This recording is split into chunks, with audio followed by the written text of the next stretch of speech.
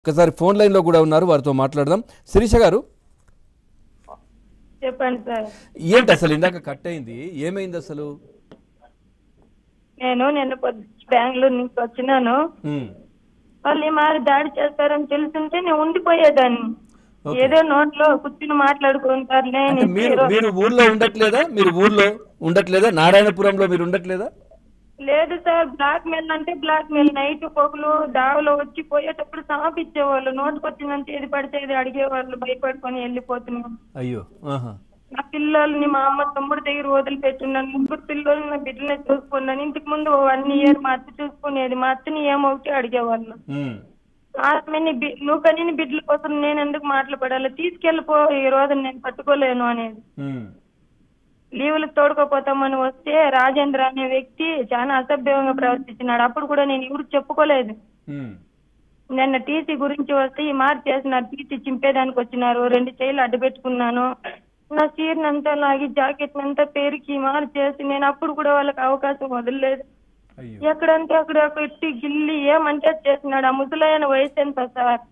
అంత దారుణంగా అక్రమంగా ఇదంటే ఎట్లా సార్? ఒక ఆడదాన్ని నాకు జరిగిన అన్యాయం వేరే ఆడవాళ్ళకి ఎవరికి జరగకూడదు. నాకు న్యాయం జరుగుతుంది. ఖచ్చితంగా ప్రభుత్వం కూడా స్పందించింది కదా, మీ అంత పెద్దవాళ్ళు కూడా మాట్లాడారు.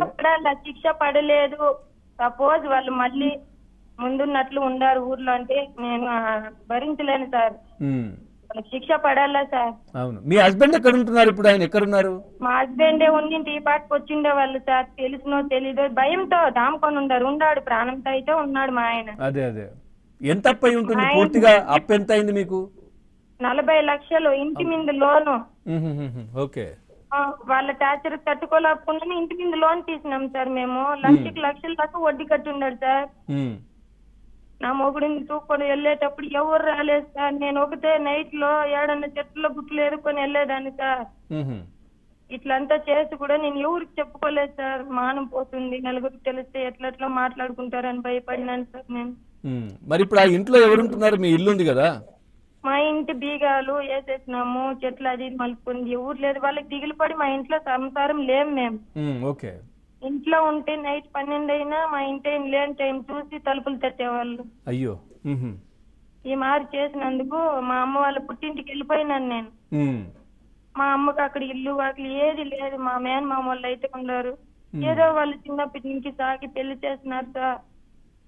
ఇంత శాడిజం చేస్తే ఊరని మాకు ఎనుకుంటుంది తెలియదు సార్. ఇప్పుడు అక్కడ అంతమంది మహిళలు ఉన్నారు కదా, కొడుతున్నారు కదా, ఏంటి ఎవరెవరు వాళ్ళు? వాళ్ళ గురించి చెప్పారా మీరు? దీనికి సంబంధించి కేసు కూడా పెట్టారు కదా?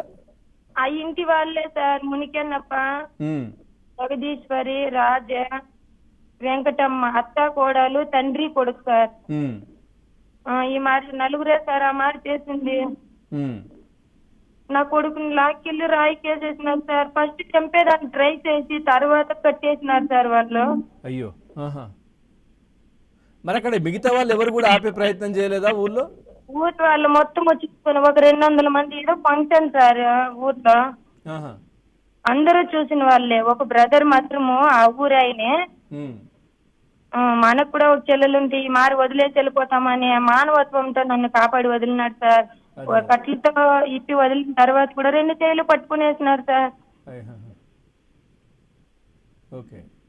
నాకు న్యాయం జరుగుతుందని నేను అనుకుంటా ఉన్నాను. శిక్ష పడాల్సిందే సార్.